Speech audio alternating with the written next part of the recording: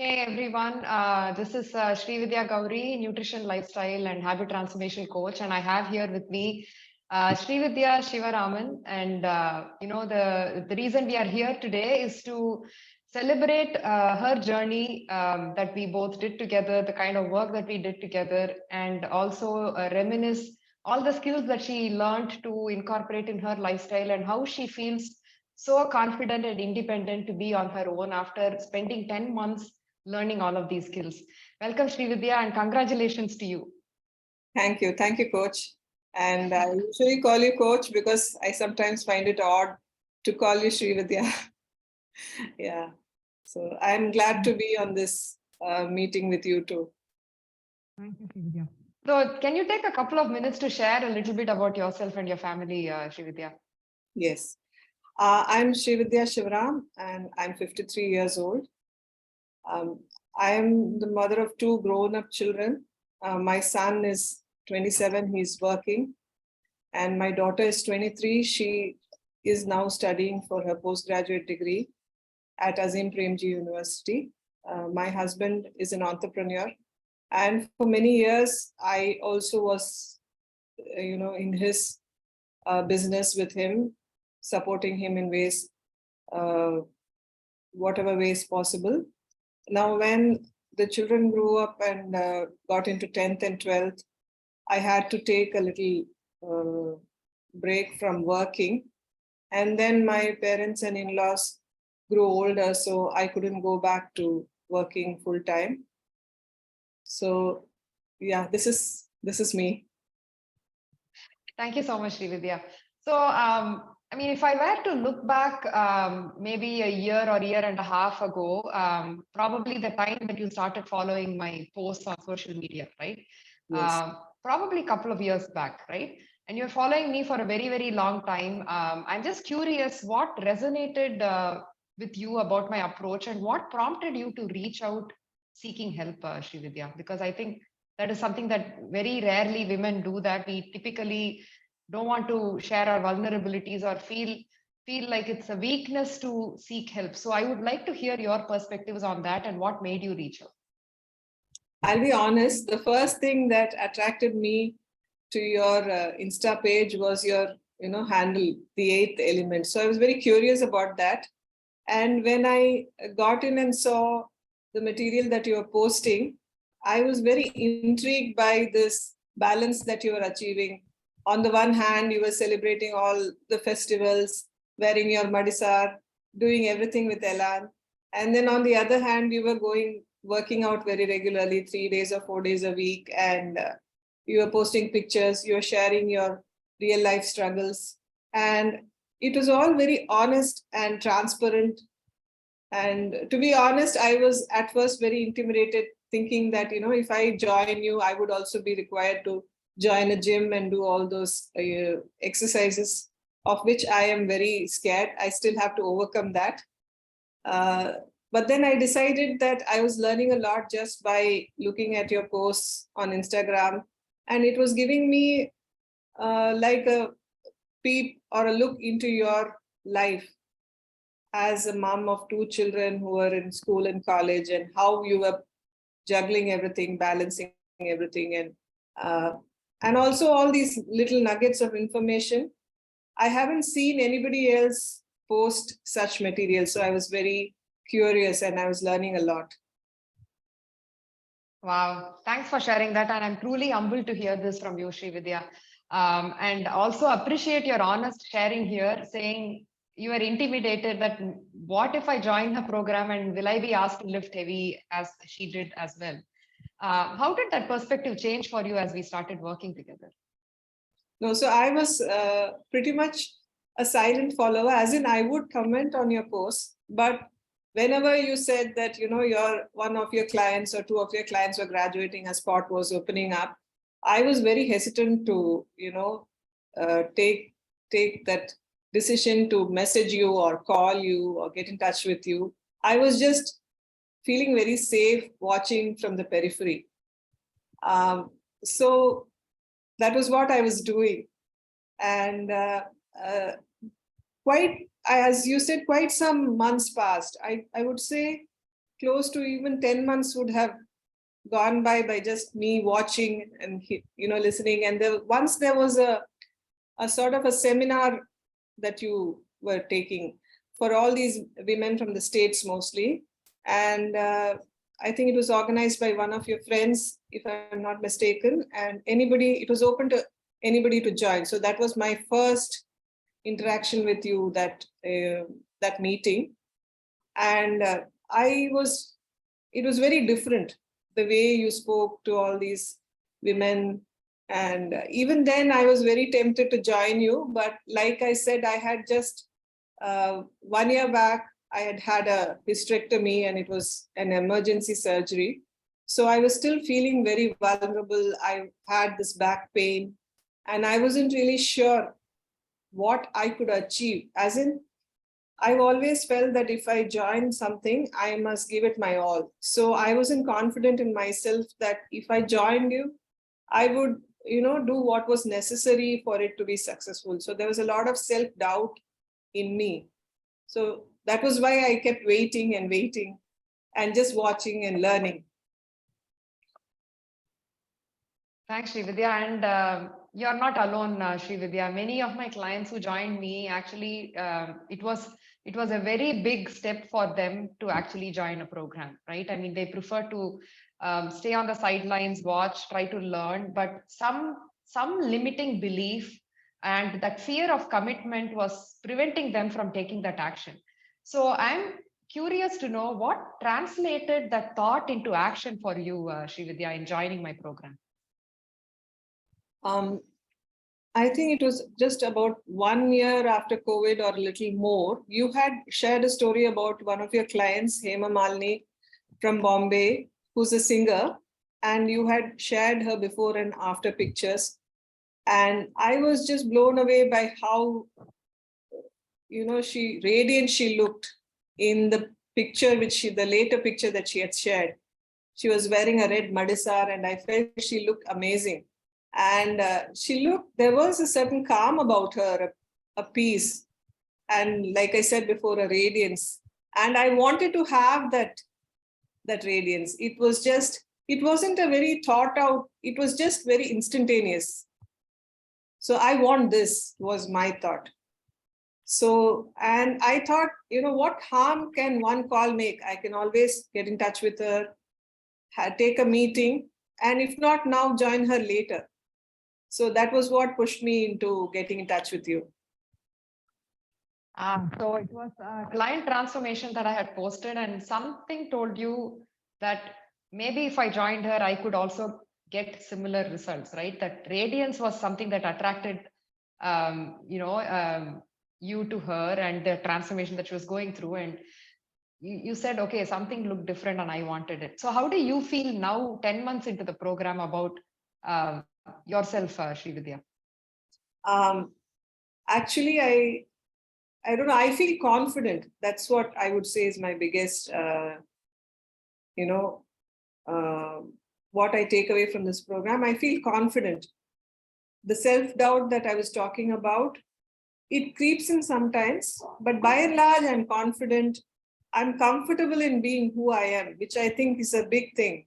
Because as women who are in their late 40s and early 50s and whatever age, after 45, a lot of self-doubt creeps in unless we are physically fit, unless we are able to take care of ourselves and go out and do things that we want to do without asking either our brother or son or husband or whoever, some other person. If that happens, there's an insecurity. So I would say I'm very confident. I may need help, and I'll ask for it. That is also one of the other things that I've learned on this program, is to ask for help. I used to have a lot of, issues asking even my husband for help. I would think, oh no, he will think that, I asked him and he had to do this for me. Or, he's really busy, why disturb him now? Or he seems stressed, why ask him? I don't have such hang-ups anymore. If I really need help, I ask. And if somebody is busy or stressed or whatever, and they tell me, I don't take it personally. So this is what I would say is a big change for me personally. Of course, the other changes are there, as in the, inches I've dropped some inches. I can walk better.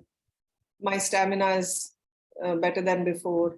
Of course, the physical changes are there, but I think if whoever it is, if they are confident, then if some other crisis comes up also, they can handle it.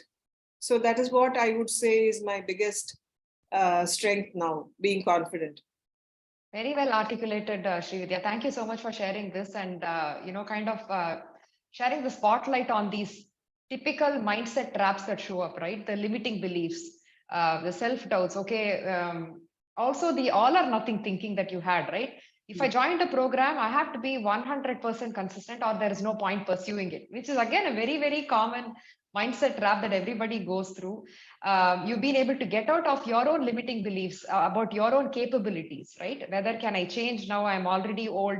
Does she take on older people? I mean, these were all your concerns that got kind of taken care of during our first conversation, right? Yes. And also you're feeling a lot more confident, feeling very independent. How important is that for women beyond the 45 years of age, right? To be able to handle our own, physical, whatever activities that we need to do, or be in a better mental and emotional state of mind to take care of the challenges that come our way, not being dependent on people around us to take care of our own things, right? And of course, the other important mindset trap was, I shouldn't be asking for help. It's not, I mean, I will be stressing people out. So how amazingly you've been able to come out of that, Srividya, and being okay asking for help, and also being okay hearing back no as a response and dealing with that, right? Yes. At least you asked for help, and then if it is a yes or a no, it's not under your control, but you at least did something that is under your control, right? Yes. Brilliant work there, Srividya. So I remember when you contacted me, I used to do these free strategy calls, basically connecting with people 20 minutes and then asking them about one important challenge that they were facing and giving them a strategy. Yes. Right on that call, you had an aha moment, right? So can you share about that, Srividya? Yes, actually, I was having problems. Like after a long day, after a hard day, I would want to watch a show on TV for say 20 or 30 minutes. But, with the advent of Netflix and, all these OTT platforms, a show just doesn't stop at 20 or 30 minutes. It goes, you have the option of, watching the next episode and the next episode. So while I wasn't binge watching up to 2 a.m., I wasn't able to stop at, the 20 or 30 minutes that I felt I needed to watch to unwind, and it would go on. And then if the time would be say 11 o'clock, I would feel very guilty when I switched off the TV and went to sleep. I would think, now I have, I'm sleeping late and I'll be tired when I wake up the next morning, and I can't go for my walk, and so on and so forth. So that was my problem. And I would always think the next morning that, inniki appadi pannakoodadu, inniki, 10 o'clock is lights out and I must be in bed. But invariably, if not every day, every other day, I would end up watching a bit of that show and then feeling, oh no, it's late again. So that was the issue I wanted help with, that one issue. And the thing that, beyond solving that issue, what really touched me was your kindness. There was no judgment. So I guess we all react differently to whatever stimuli we receive.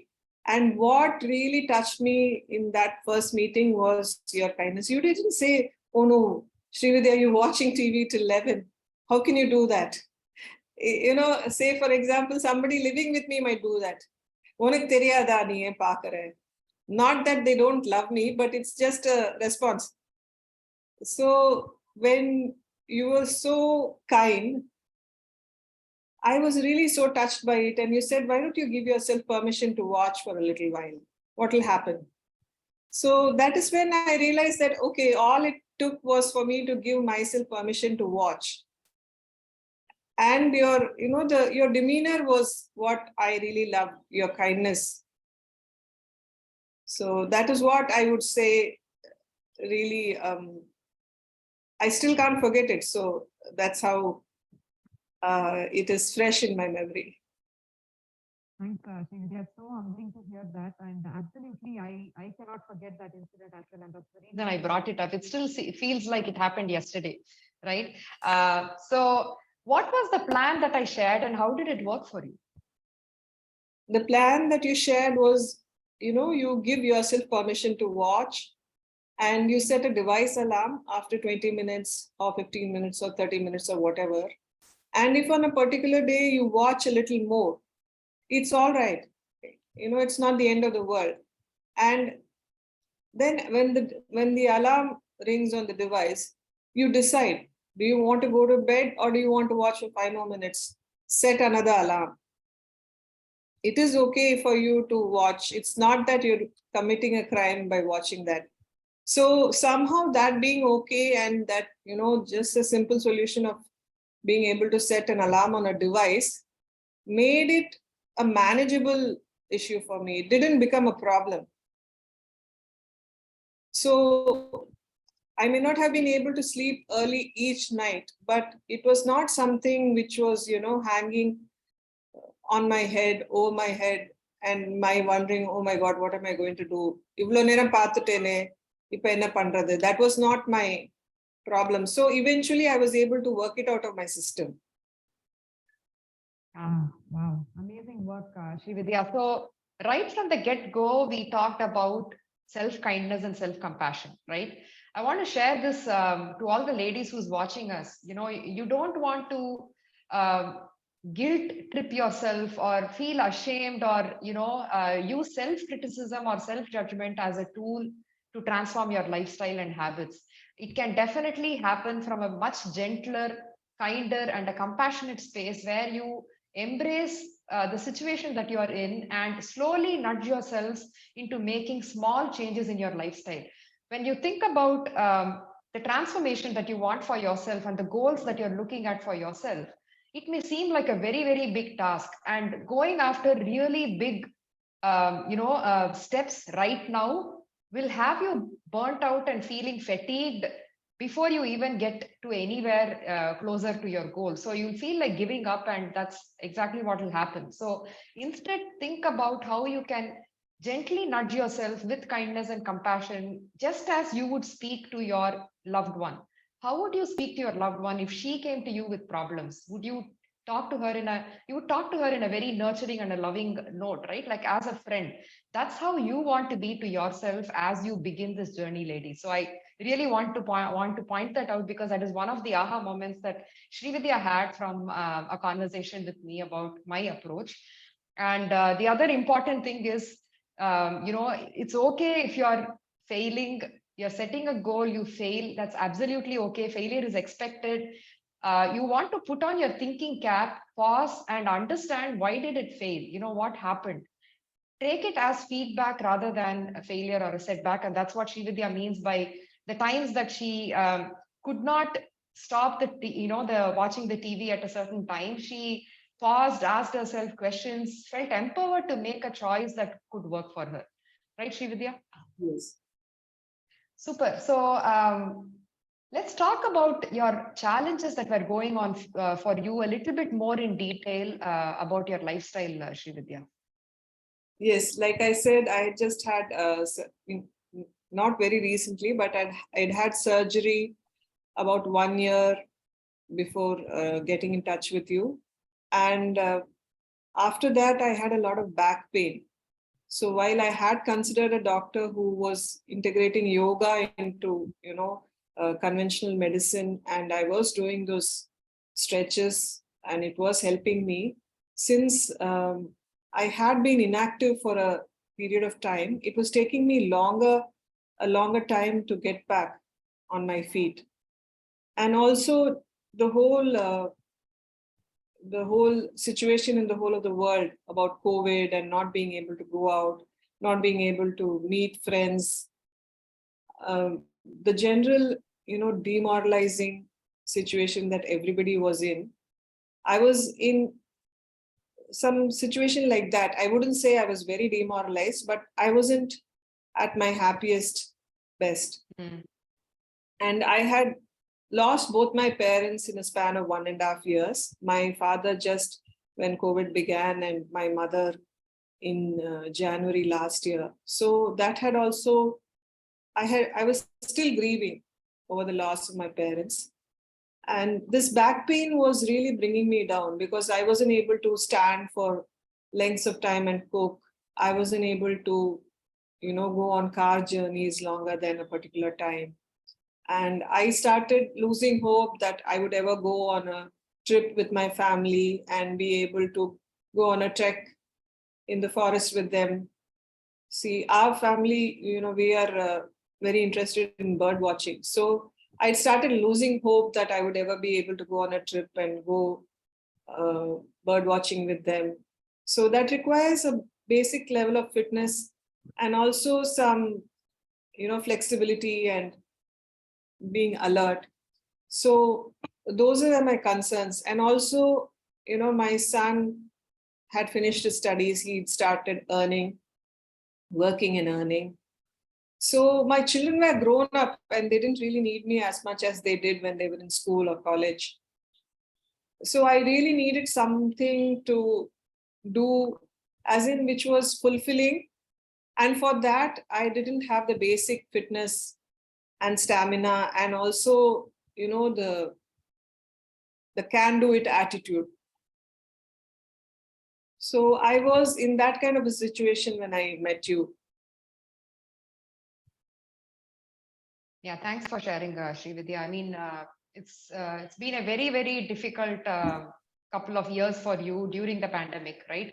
Yes. Especially losing your parents, not easy at all. You're in a very difficult mental and emotional space. Physical ability is not cooperating as well in terms of back pain and a lot of aches and pains related to walking, moving, climbing the stairs, and all of that. Fitness was definitely a big goal of yours, right? Having the stamina and the endurance.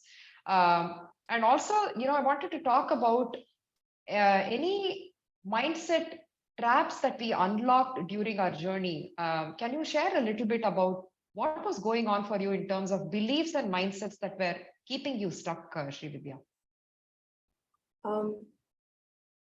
Yeah, I would say one was that, while I didn't really eat a lot in any particular meal, I realized later on, I didn't even know it then, that my intake of fiber wasn't enough. For example, for my breakfast, if I didn't have 3 dosas or 3 adais, I would feel as if, I was deprived of something. And by the time if I'd stopped at 2 dosas, for instance, after 2 hours, I would feel like having a snack, or I would just generally feel hungry. So I couldn't cut down on my food below a certain level. And also with this back pain and not being able to climb stairs comfortably, my activity also had reduced. And with that surgery, my abdomen was, loose. So everything it was like a vicious cycle in which I had to walk more, but my back was hurting. And because I couldn't walk, I was slowly gaining weight. And then I couldn't control my portions also because I was feeling that I was depriving myself of food. So that was a general, you have to be able to feel happy and comfortable. Forcibly depriving yourself of food, for want of a better term, isn't going to be working out in the long term. So these were my, traps. And also I had this, misconception that I shouldn't be eating fruits along with cooked food. So I was trying to fit in fruits in between meals. And sometimes I would just forget, or sometimes I would feel like having a tea or a coffee, in which case I wouldn't want to eat fruit then. So basically this fruit, I was missing out on fruit. And when I came onto the program and when we started talking about meal plating, and when you started sharing pictures of your breakfast, I think more than you're telling me, your sharing your breakfast meal was something that really, it was a breakthrough for me, because when I saw you having a side plate full of fruits and just having one toast and egg. So I thought, okay, see, I saw that for a week. And then I thought, okay, she's doing it every day. Why don't I just try it? So at first I couldn't eat as much fruit as you do, but I started with a couple of elaki bananas and some slices of apple. So I started adding, and in about 10 days, I was able to reduce my dosha or my adai or whatever it is. And I still can't believe that I've done it, because now I really eat a lot of fruit. I eat a whole kingdom of pomegranate. I have a couple of elaki bananas. And then the other one will be a papaya or watermelon or something like that. So I'm really able to feel satiated. My breakfast is not something that is unsatisfactory. And so now I'm happy to say that I'm at 2 dosas and a whole lot of fruit. And adding a cup of sambar or a sundal with that dosa or idli or adai itself is protein. So these are the things. And I love pongal. So I wasn't really able to, I just would, even if I felt full, I would have another helping of pongal because I loved it. Now, with your timing the meals and those kind of skills, I'm able to have just the right amount of pongal, but I don't feel as if I've reduced it. So having that pongal and sambar and fruits, I feel so comfortable. I feel so happy, satisfied with my breakfast. So I can't really understand how I got into that, aspect of not having fruit with cooked food. And I would say that is my biggest learning in this whole program with you. Thank you, Srividya, for sharing that. So the most important breakthrough that you would say during the course of the program is breaking out of these myths and beliefs that you had around carbs and around food, right? The minute we talk about weight loss goals or talking about health goals or changing your body composition, the immediate thought that comes to mind is, oh, we have to cut out carbs from our food, right? Or we have to drastically eat very less food in order to achieve that goal. And that is not true, right? The reason being, you cannot sustain those efforts for a really long time. The minute you cannot sustain those efforts, you're not going to see sustained progress as well. So it's very, very important, first of all, to help you feel happy with your choices, help you feel happy that you're eating well, you're nourishing yourself really well, you're feeling really satisfied and satiated, where the cravings are really down, you're not constantly reaching out for food, or food is not constantly obsessing your mind. All of these are very, very important. Your relationship with food, making sure you're nourishing yourself really well. So what we do in our approach is add more to your plate rather than take food away, right? Which is exactly what we did with Srividya. We added more variety of fiber, which is in the form of vegetables and fruits, to her plate. So automatically her portions for carbs came down, not by directly working on food portions for carbs, but actually indirectly adding more fiber. And the result was, you can talk about the results that you felt, Srividya, in terms of health. Your bowel movement, how did they become, change from the time you started to where you are today? I can't really even believe it even now that I'm eating so much food. So I was just talking to my daughter today, my daughter Ramya today, and I asked, is there something that you can tell about how I've changed over the past 10 months? Because I find that sometimes the people around me are seeing changes which I'm not seeing. So the first thing is she said is, Amma, you're eating more fruit. And yesterday she had made salad and I had a whole bowl of that salad. So she said, yes, I see that you're eating a lot more fruit, you're eating salad. And when you're having tairi, you're having it in a kinnam. You're not just spooning it onto your plate, having lots of it, and then feeling full, too full rather. And you're really pausing. And one of the things that she said is, if there's something that you enjoy, you're having it, and you don't feel guilty about it afterward. So I was really Wow. surprised that my daughter had observed all these things about me. And even to the extent that I was able to have my favorite foods in moderation and not feel guilty. So I felt really very happy about that. And like I told you earlier, my father was a diabetic. He had been diabetic for 45 years in his life. And, it does run in families. So as I grow older, I used to worry that I would get into diabetes. And my father was very disciplined.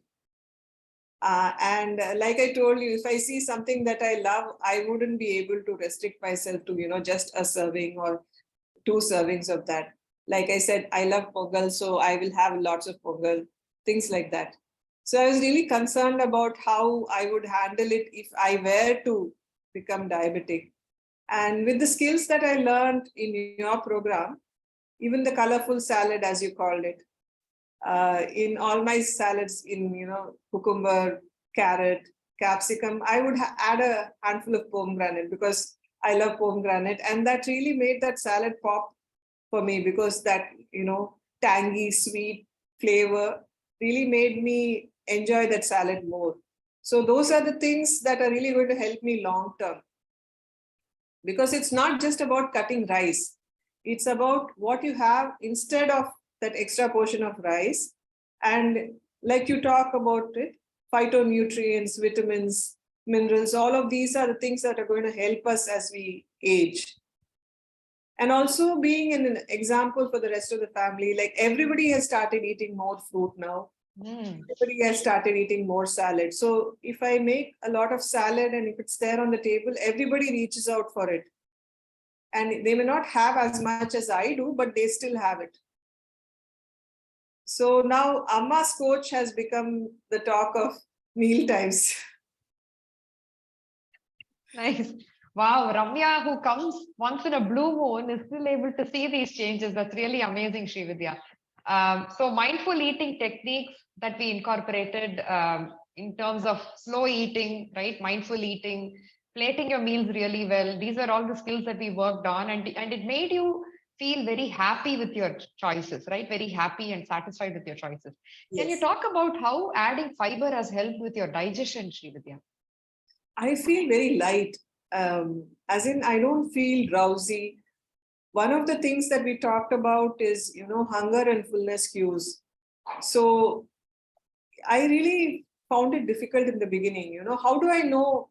Well, I can tell you if I'm really very hungry or very full, but at what level of hunger I am or at what level of fullness I am, the in between, settings, so to say, I was really finding it difficult to, put my finger on where I was. So when you said after your food, you should be able to take a brisk walk. So I may not be able to take a very brisk walk, but I can still walk moderately fast. And I feel that for a start, that's a good start. Because these are all, practices that we have been used to for such a long time that, only mindfulness and just consistency is going to is what is necessary for us to get better at it. So I would say having more fiber, having more fruit has made me feel lighter. I don't really feel drowsy after having my food. And also there is something very fresh in a salad or in fruits. It's not easily explained. I feel good. I feel satisfied. And there is a limit to how much rice we can have or how many chapatis we can have or how many slices of pizza we can have once in a while. But you eat a reasonable portion of salad, then you don't really feel like eating too much of, of anything else. So one of the things that really helped me was that when I would go out to dinner with my family, I would first order a salad. Or, for example, when I was traveling for about 4 or 5 days and I was staying in a hotel, in the morning, in that buffet breakfast, I would load my plate with fruits. And sometimes they'll have lettuce and all that, and some seeds, as in soaked almonds. And so much so that Shivram was, he started making fun of me. Kalangartala ivlo elela saapda poriya. But then he saw that I was doing every single day, and then he was like, okay, you do you. So while I was traveling, and when I had a big plate full of leaves and fruits and almonds, and I realized that these hotels have a portion of, boiled chana or boiled groundnuts right in the morning. So I would take a helping of that. Then after eating that, I realized that I only needed one dosa and one vada for, just for the taste, for feeling that, I had indulged.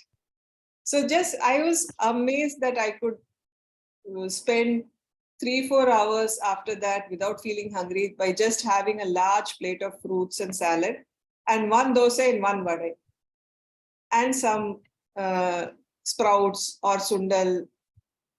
So that was something that I felt that salad really fueled me also, and I felt light.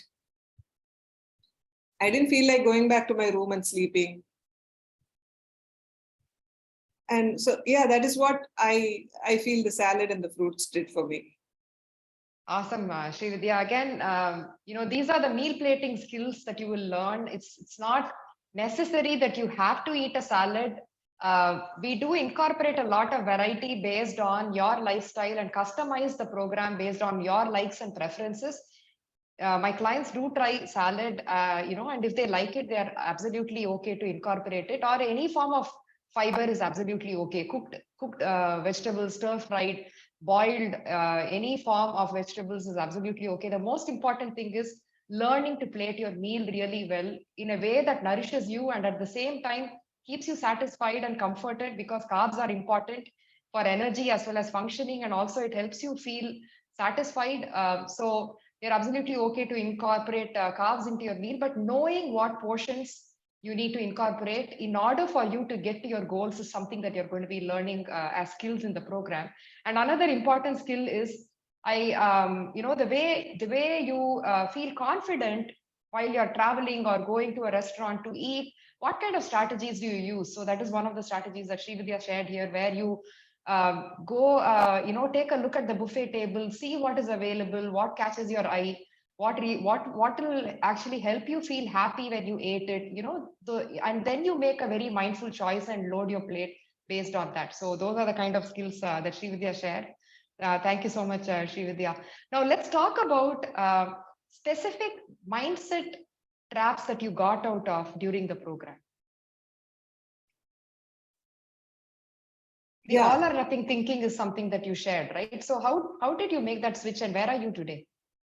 See, we used to have our calls every 2 weeks, and I had this app that you had shared with me in which I could check in with you, and I found I really use that app a lot.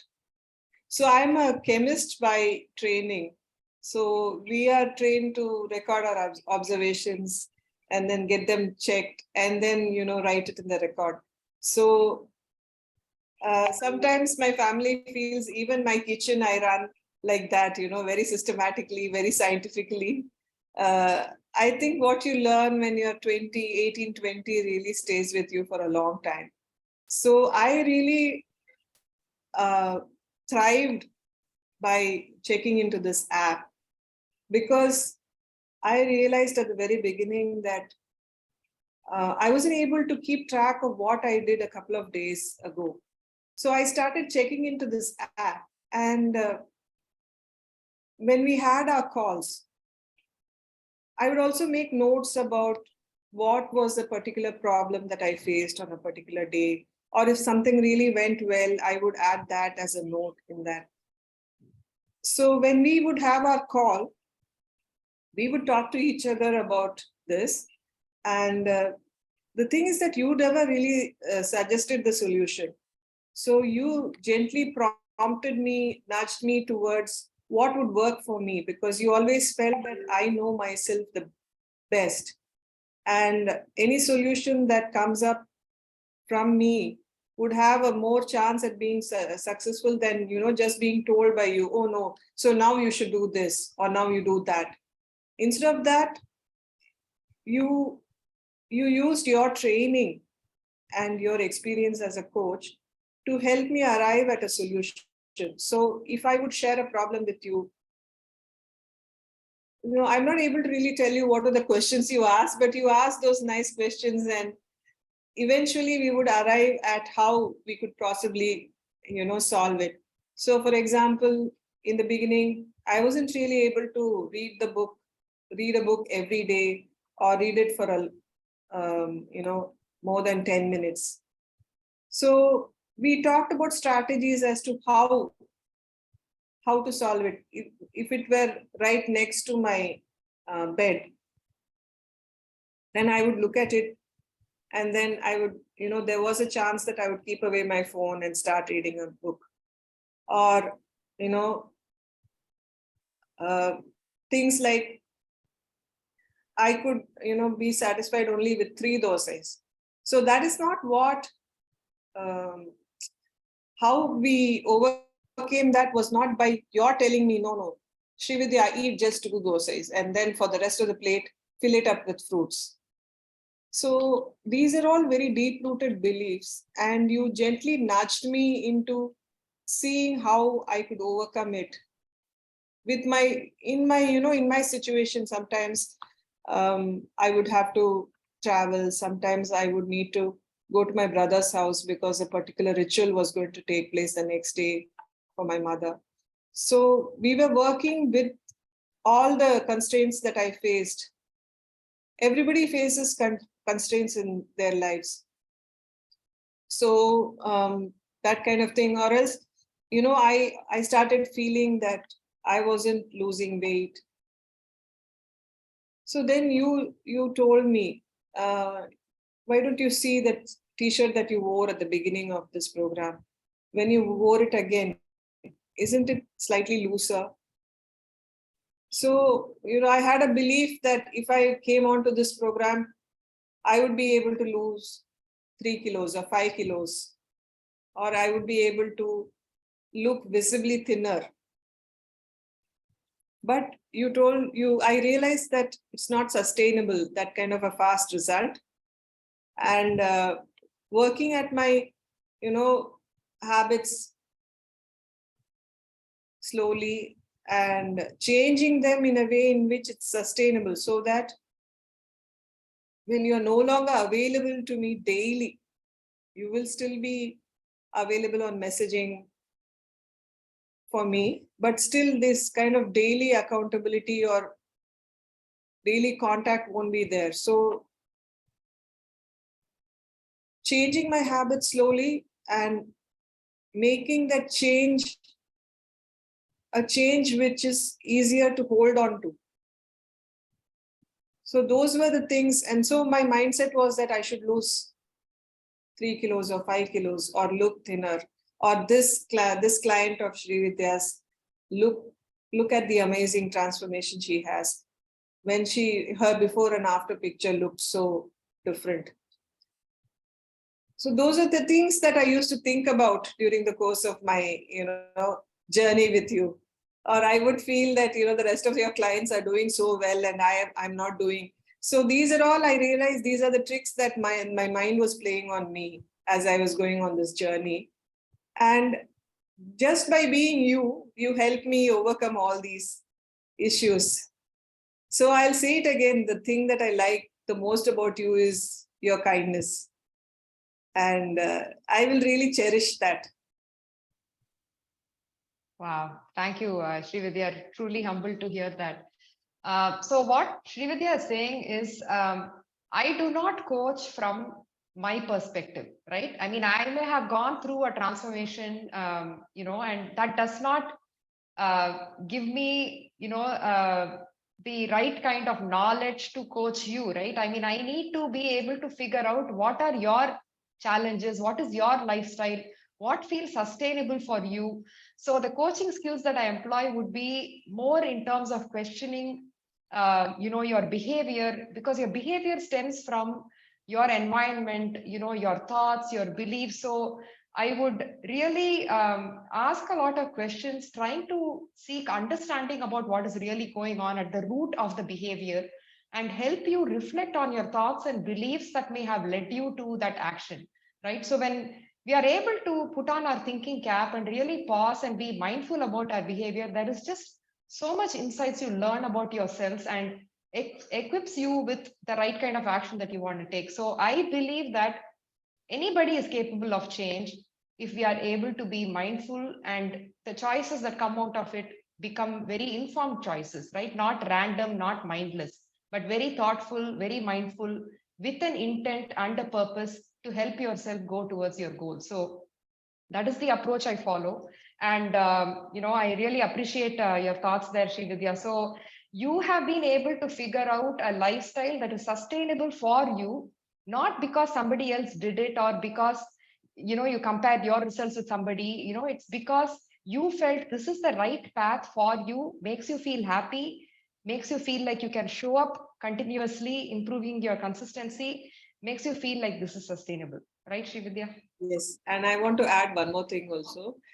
The whole thought I feel behind sending a winning report every week was the way the questions are framed. And it starts off by saying, what went well for you last week? What are the issues that you think you overcame? Describe it as much as you want, and account for every small thing. Don't think that it has to be a very big achievement, or that I lost 1 kilo last week or something.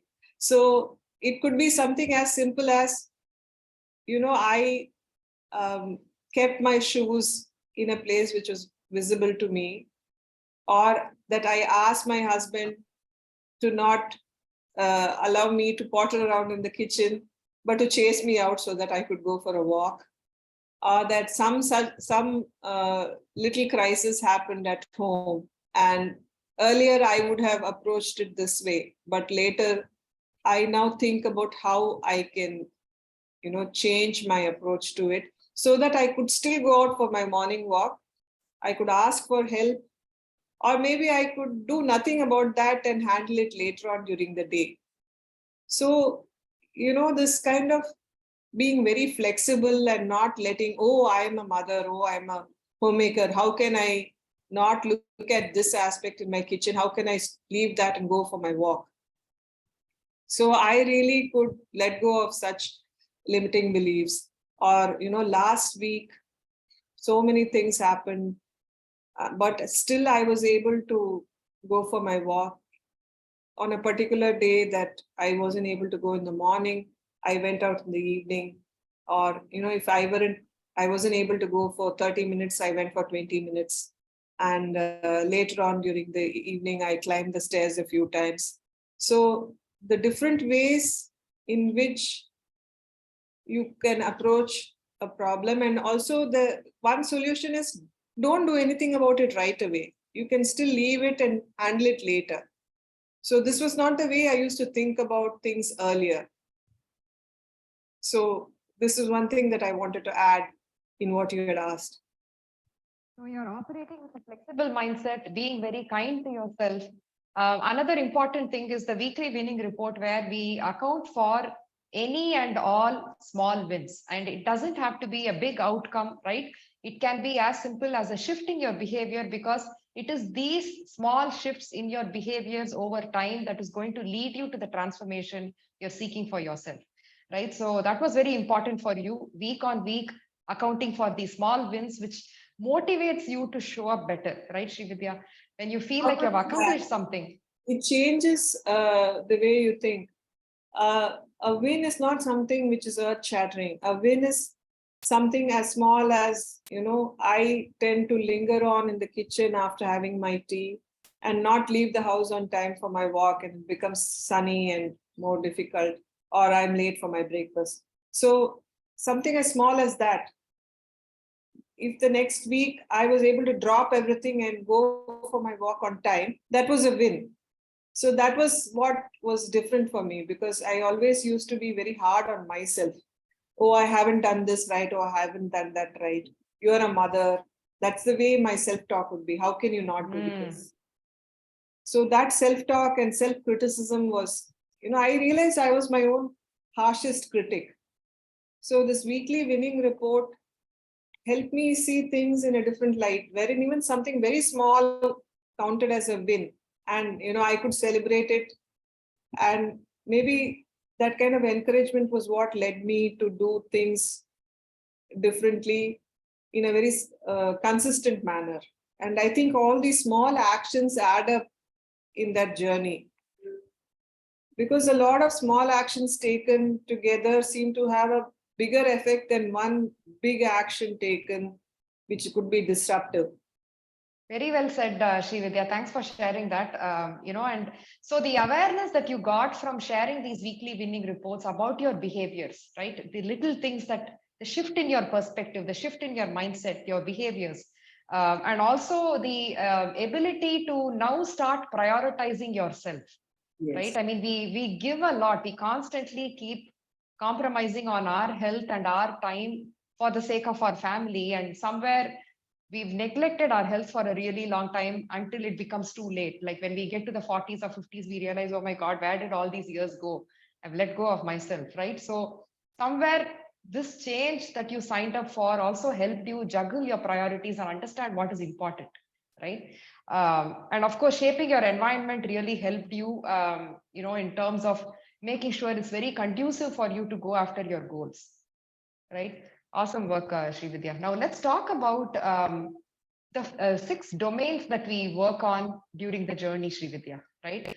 How did you feel about this deep health concept, where we don't just focus on physical health, but all of those domains, which is physical, mental, emotional, existential, environmental, and your relational domains? How do you feel that as a concept? That is very important, because, see, I don't live alone. I live with my family. I'm, responsible in taking care of my mother-in-law also. My husband travels a lot. My husband and son travel. So unless I'm comfortable, unless, I can quickly address a crisis, for example, or, not be hard on myself if I miss something, maintain a reasonable equilibrium. While nobody can be perfect, earlier I used to be really hard on myself. Oh, idu pannala, ada pannala, or inniki idu tayathukku nadakala. Instead of that, look at the larger picture. See, this one of the practices, notice and name, really helped me a lot, because that was when I started looking at my self-talk, and I saw how many messages I was sending myself. And that little voice in the head, if it is not constructive, can really do a lot of damage. And also, while interacting with others, even if it is my house help or my driver, if I'm not calm, even they realize. And if a problem comes up, how to deal with it calmly. That also helps me in maintaining my practices, planning for the next day, and also get a grip as to what is happening within my own mind. So that was important. In this whole journey, I realized that my knowing myself is the biggest skill that it helps me in my journey after that. So if I'm really hard on myself, or if I'm angry about a particular situation, or if I'm resentful about a particular person, the action that they took on a particular day, or if it is a behavior with them, say I live with X and X behaves in a particular way, every month they do this, I realized I'm getting triggered by that. And it was taking me back many years, wherein I would say, oh, on the title they did this, or they're always like this. Why should I have to deal with this? So this notice and name really helped me get a handle on this, and also try and let go of that resentment, that frustration, and instead focus on what is important. Perhaps what was important was to maybe make a salad for dinner, or making sure that there were enough vegetables for the next day's salad. Or if I were making varika on the next day, do I have fruits or salad vegetables for that? So that kind of being in the moment was more helpful than thinking, oh, I live with this person and they are so mean to me. They have been mean to me for 15 years. So that was a trap that I was getting into. And by being able to identify that emotion and also name it, and say, okay, fine, maybe write it down. I didn't note it down always, but that checking into the app was as good as writing it down. So I would say the multidimensional approach is very important, because we are not just our body, or we are not just our mind. We are our mind and body and emotions and all our experiences within our house and outside it. So I realized that when I was really stressed, I would look at my watch and say, oh, I have only 4,000 steps. I had better go out for a walk. And so when I went out for a walk, I would just, by stepping out of my house, going on the road, I would feel incredibly better. I don't know how that happens. Just leaving the place where I felt stressed made me feel so much happier, so much lighter. Then I would probably see some neighbor with a dog. I would pet their dog and feel so happy about it. So these are the changes. So I started realizing that I was stressed, or I was angry, or I was frustrated.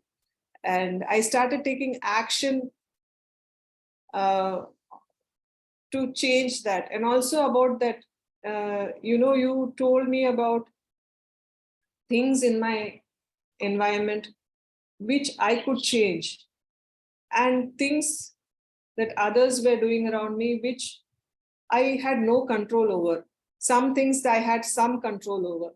So that really helped me a lot, because I could then realize that somebody's actions were beyond my control, and all I could do was to change the way I reacted to it. And also it brought a lot of calm, peace in my mind. So I was able to, this brooding, this resentment, I felt that was really bringing me down. Now that I look back on my journey, I realized that even now I might still go down that lane, but I'm able to take stock and I'm able to come back. I tell myself, hey, Vidya, you're doing this again. So then I would probably take 5 more minutes to feel sorry for myself, and then dust myself off and go for a walk, a quick walk, even a 10-minute walk. So I would say just looking at the physical aspect alone would be a very restricted way of looking at this journey. That is what I experienced in this whole last 10 months with you. Thank you for this feedback, Srividya. I mean, we are not a number, we are not a body, we are not a mind. Like Srividya mentioned, it's very wrong to look at things in a very unidimensional way. I mean, we are a whole person. We want to take 360-degree view of us as a person and see what are all the kind of like the web that we are caught in. What are all the factors that we need to work on so that we are able to thrive in our environment, not just survive, but really thrive with happiness, better mental, emotional health, better physical health, having better biomarkers, we have blood tests. All of those are very, very important when we are looking at a sustainable lifestyle journey like this, right? And we definitely do work on techniques and skills that Srividya brought out in the conversation just now with respect to emotional regulation, stress management,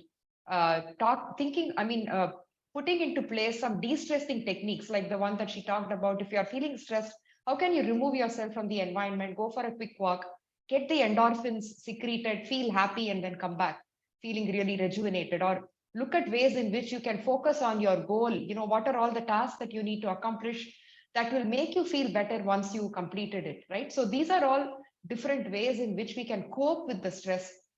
And so we have techniques relating to stress management, emotional regulation, understanding sphere of control. What do we have absolute control over? Are we able to focus on what we have control over? If you don't have some things that are beyond your control, are you able to let go? Again, that is something that we worked on, right, Srividya? Learning to let go of certain things. So can you talk about that, please? Yes, I like, I don't know, I don't think I talked about it. We have been living in Trivandrum for a long time. Like, I am from Chennai, I've studied in Chennai, but after my marriage, I went to Trivandrum and I was there for 28 years. And just after I signed up with you, it so happened that we decided to move to Chennai.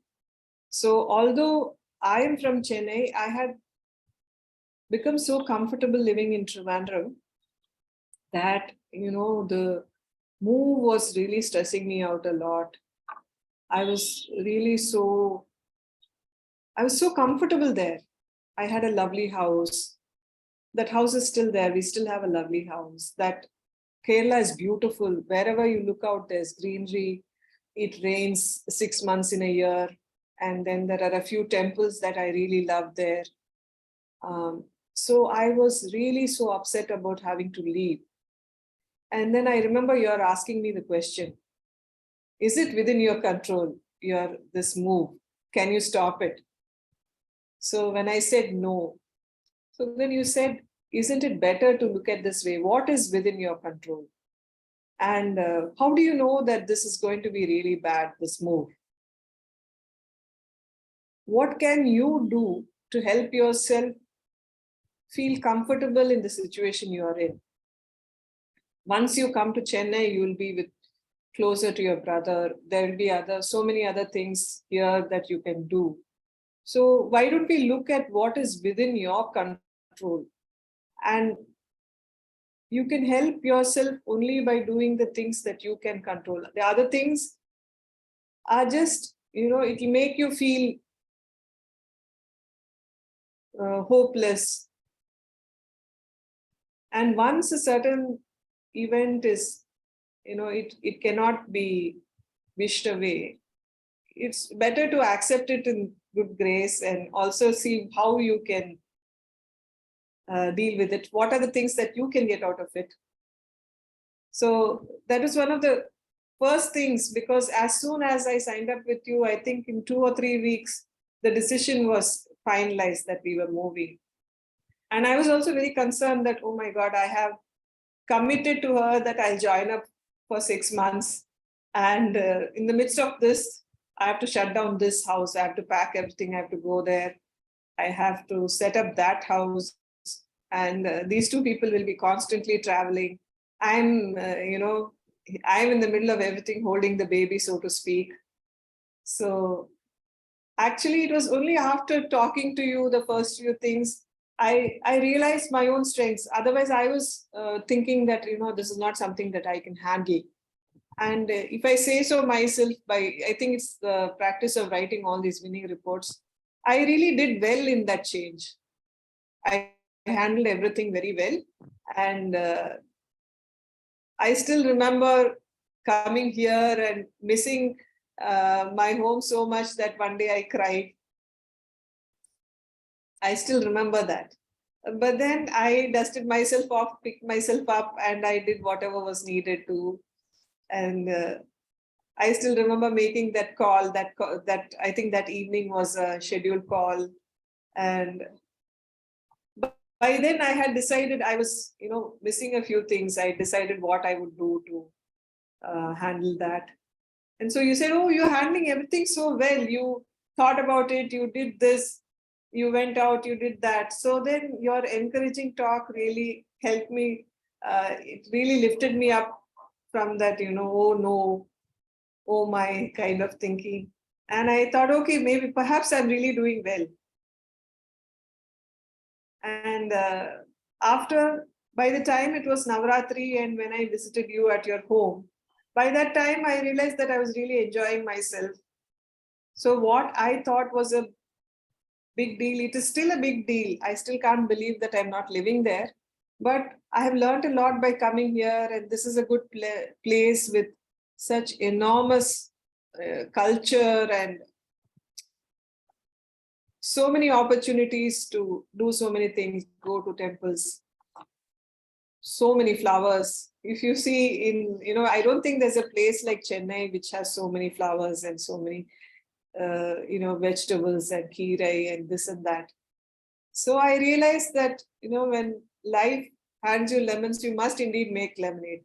So enjoy what you get.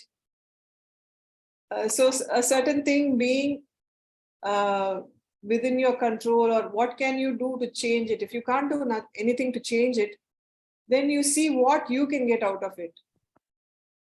So that kind of proactive thinking. Otherwise, I was, so resentful of that situation. And I think that was not at all necessary. So just that first thing was it was a really big deal for me. Thank you so much, Srividya. I absolutely remember, right? I mean, just 3 weeks into the program, you were saying, "Oh my God, Srividya, I have to move and I don't know how I'm going to stay committed to this program." Big worry and concern, right? And also about the move itself, living in a place for 28 years and then shifting out of it to, even though Chennai may have been a very familiar place, but uprooting the entire thing and coming here is not an easy thing at all. And, I just want to share to all the people who's watching, when you're signing up for a program like this for 6 months or 1 year or whatever it is, right? We want to stay committed to the program and not think about take breaks. The minute you think about taking breaks because you feel you cannot stay consistent is a wrong thinking, because the more you want to take breaks, you're training your mind to take breaks every time a challenge shows up. Whereas because Srividya stuck to this program and stayed committed, she learned this very important skill of unearthing a lot of the beliefs that she was holding on to herself, the thoughts that were not serving her a purpose. She learned a lot of insights about her own behaviors, right? She learned the very important skill of showing up even when things go really bad, and think about the brighter side of things. She would have missed out on so many different crucial skills had she taken a break at that time, right, Srividya? How do you feel about that? But one thing I will tell you, I never thought of taking a break. My thoughts were all, how do I manage everything? And my thought was, no, I can't manage everything. And it's because of this shift. This is the reason why I can't do everything. So then, like you said, I really didn't think of taking a break at all. And when you don't give yourself a chance to take a break or not do something, I think you rise up to the challenge. You rise up to the occasion. And your coach also helps you. Thank you, Srividya. So what we're going to do now is account for all of those domains. I have the numbers that you gave me at the start of the program. You're going to give me a number based on where you are right now in that domain. Shall we do that? Yes. Okay. So physical domain, you gave yourself a 6 on a scale of 1 to 10, 10 being you're thriving in that domain, Srividya. What number would you give yourself now? I would give myself an 8.5. Nice. Mental domain, you gave yourself a 5 when you started the program. Where are you today? I would say I'm a 9. Wow. Emotional domain, you were a 4 when you started, Srividya. There was a lot of stress going on. Where are Emotional, you I today? would say I'm an 8 to 9. On most days, I'm a 9. There are days when I allow the stress to, overcome me a little. I'm 8, but I don't let myself slip below that. So you're very aware of your stress load and you're okay exposing yourself to a little bit of stress that helps you grow. You're also able to regulate your emotions really well and not buckle under pressure, right, Srividya? Yes, yes, I really am. I'm always thinking about what is within my control, what's under my control. That somehow has really given me a lot of solace. So there have been times when, all hell breaks loose and I am sad for a couple of hours or even half a day or a day. But then even when I'm sad, I'm thinking about, is it really under my control? So I know that I'm stressed. I allow myself to feel that. And then in the next day or the next few days, I go back to a 9. Awesome. Relational domain, you had given yourself a 7, Srividya, when you started. Where are you now? I would say again, a 9. Environmental domain was a 5. Where are you now? I would say an 8. Existential domain in terms of leading a fulfilling life of value, purpose, meaning, you had given yourself a 6. Where are you now, Srividya? I would say a 9, or even on my good days, I'll be at a 10. As in, Wow. things may go wrong, but I don't feel hopeless or desperate because of that.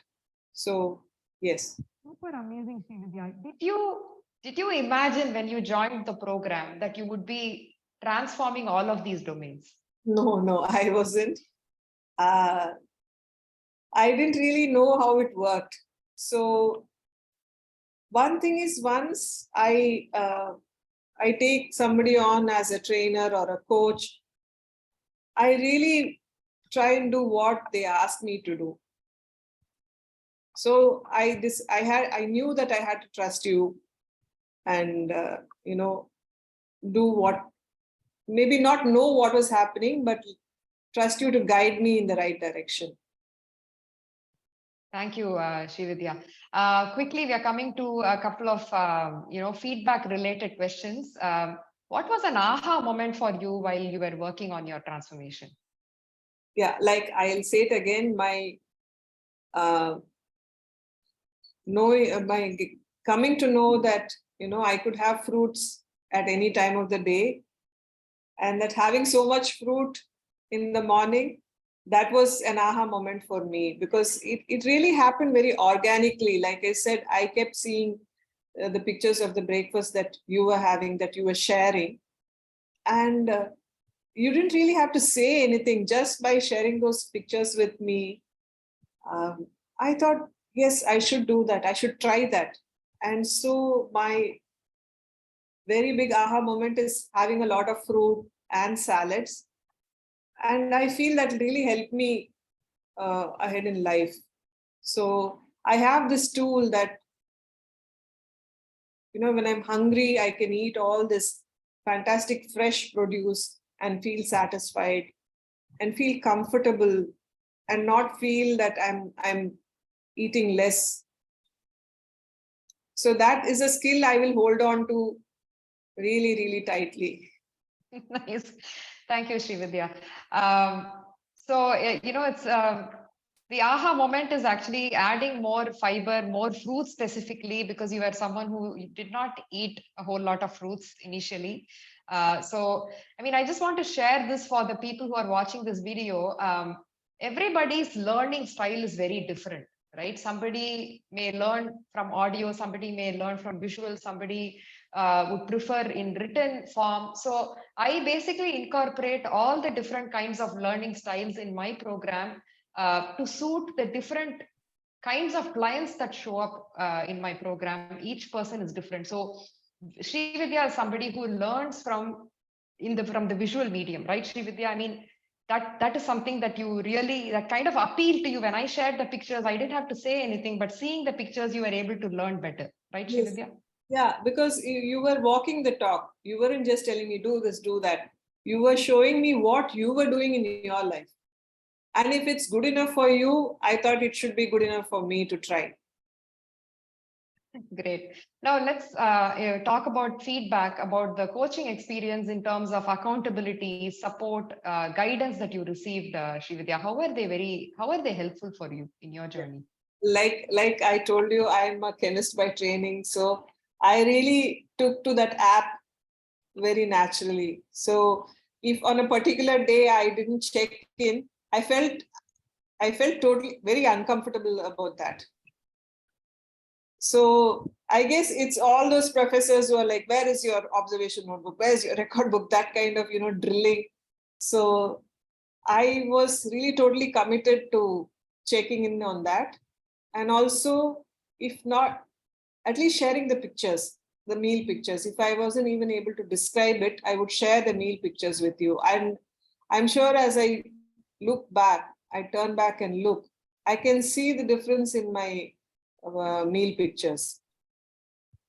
And also having that glass of water, I found it very difficult in the beginning, to have a glass of water and sip it, because my default, behavior was சாப்பிடும்போது தண்ணி குடிக்கக்கூடாது. Don't drink water while you eat. Your digestive juices will get diluted and so on and so forth. So many things that you read.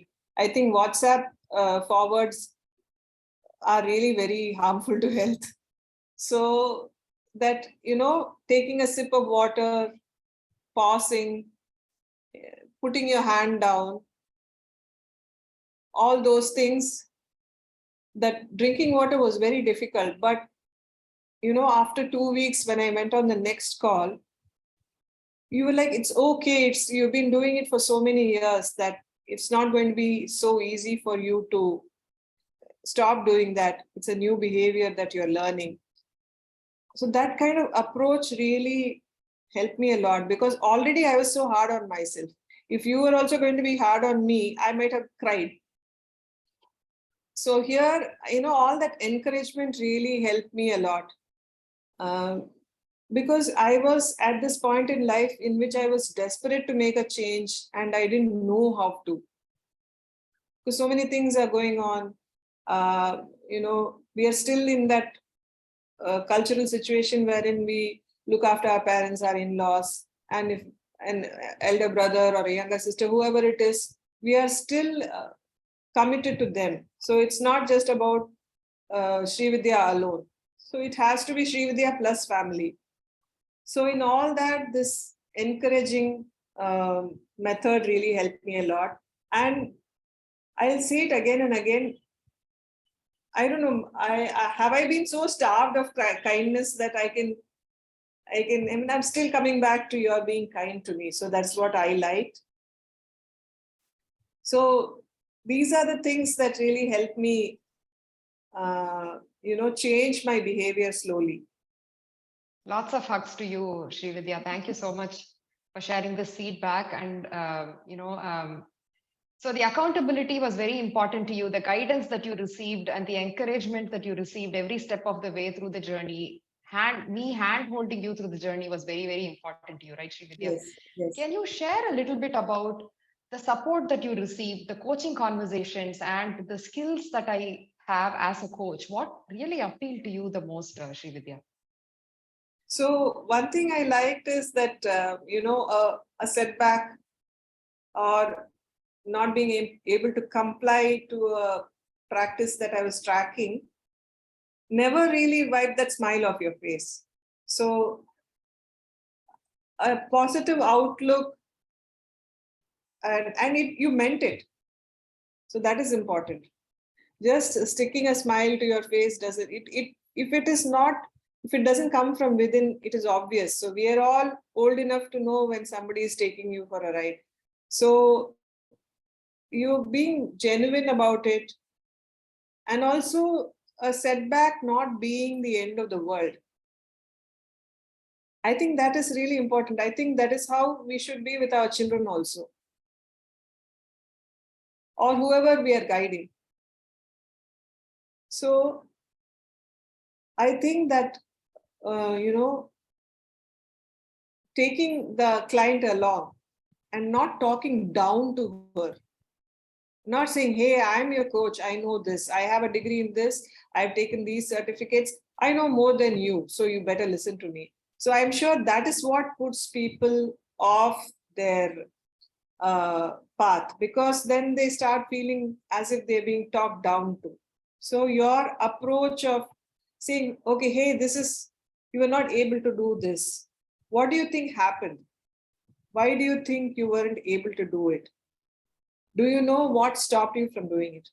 And is there any way that you can think of which will help you do it next week? And if I can't think of anything, how about this? So I like that collaborative approach. So when you say, how about this? I would sometimes modify that method that you gave me so that it suited me better and take things forward. So as we come to the end of our journey together on this day-to-day basis, there are still certain loose ends, but I'm confident that I can, go forward and over time deal with them, because these are not very sudden things which have been thrusted on me, but it has happened gradually. And your whole thing, hey, you can do it. You have done this. Did you think that you would be able to accomplish this? That kind of talk really boosts the client's confidence, in my opinion. And that's what I would say is the best thing about your program. Thank you so much, Srividya. So, I mean, we all have overcome so many challenges in the past, right? This journey may feel very different, very unique, very challenging. Absolutely fine, right? I mean, this is something that you're trying to do, make a very conscious effort towards changing your lifestyle and habits. And it's not an easy thing at all. It is going to be a struggle. It is a hard journey.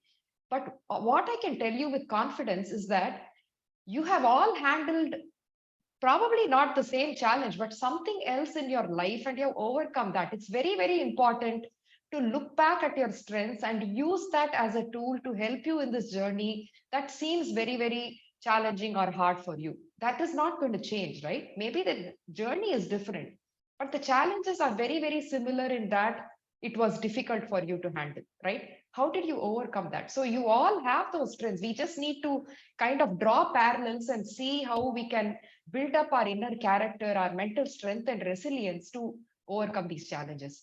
How does that resonate with you, Srividya? Yeah, absolutely. Absolutely. So it is, all these changes happen so organically, like every time, like this whole meeting, today's meeting, I've been taking small sips of water. So earlier I wouldn't have done that. So the practice of drinking water, staying hydrated, it has become such a part of my life that, after talking to you, when I take small sips of water. So everything becomes a part of daily routine. Everything that you work on really hard. There are still some things which have fallen off, but you always can take stock of the situation and see how you can deal with that and bring that back. Thank you so much for being very, very honest, Srividya. What I really liked about what you shared just now is, hey, there are loose ends, right?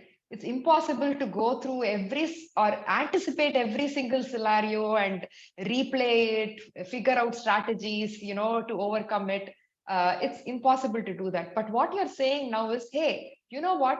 I have the skills in my toolkit and I feel the confidence and the strength to overcome whatever challenges that come my way because of the way we have trained your mind to think now. Yes. You have been able to pause, you've been able to reflect about every single scenario, every single situation. What is under your control? Is this serving me a purpose? It's not serving me a purpose. How do I let go of it?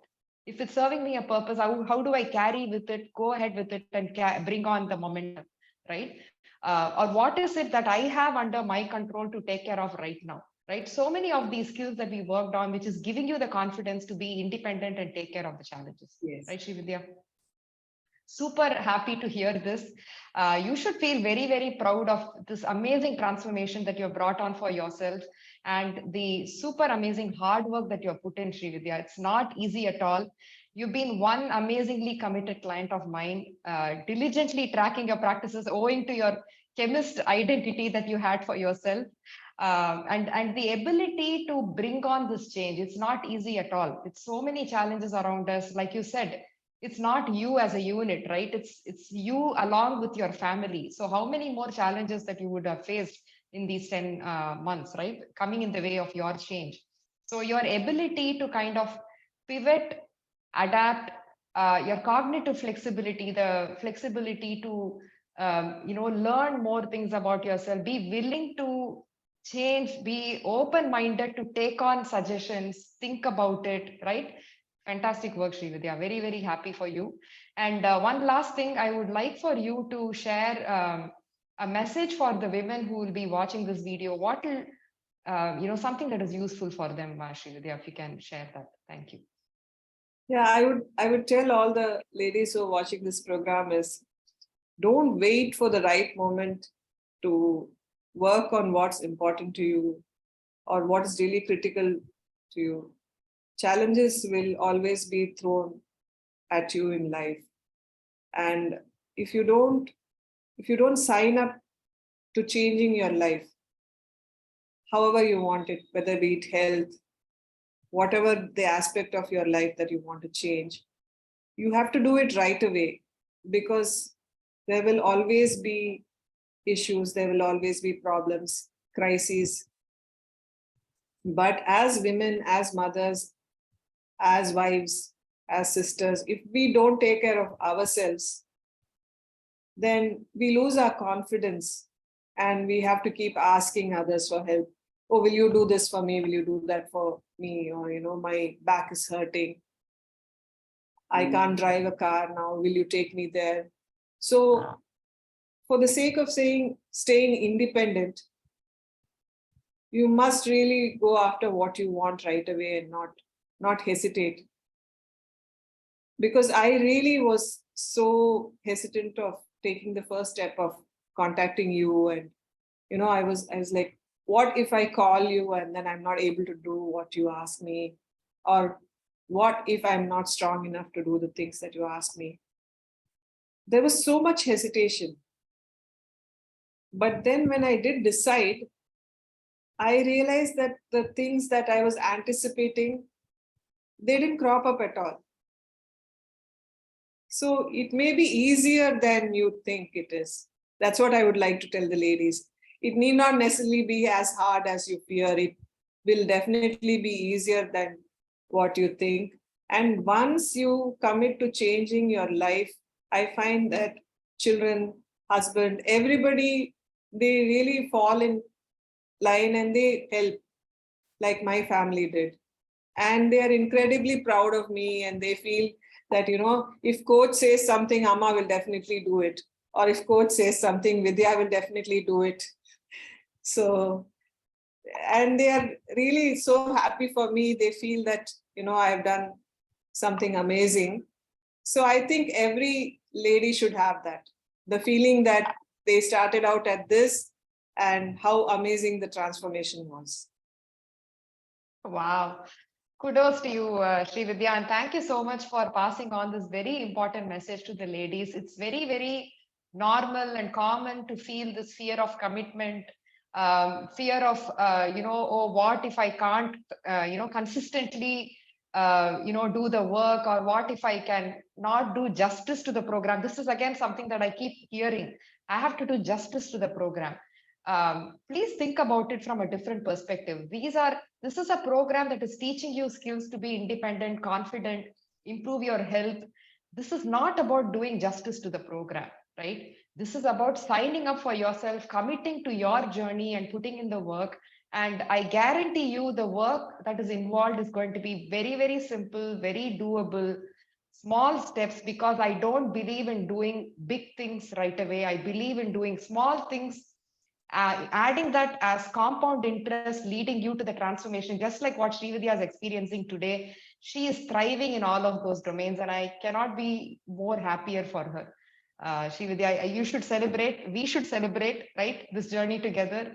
And I'm always around anytime you feel you want to join my program back, you have any questions, absolutely feel free to ask me, and please do stay in touch, Srividya. Yes, yes, definitely, definitely, coach. Thank you so much.